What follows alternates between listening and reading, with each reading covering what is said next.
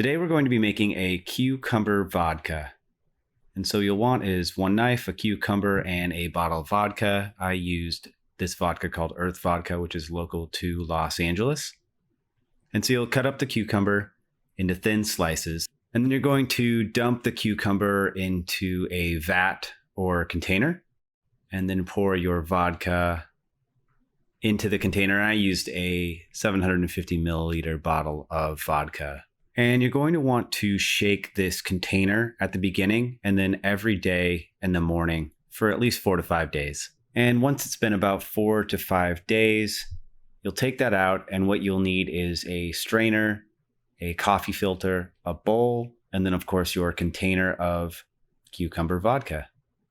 So you'll take the filter and put it into the strainer and place those into the bowl. And then you will pour your cucumber vodka into the strainer and allow that to strain all the way through.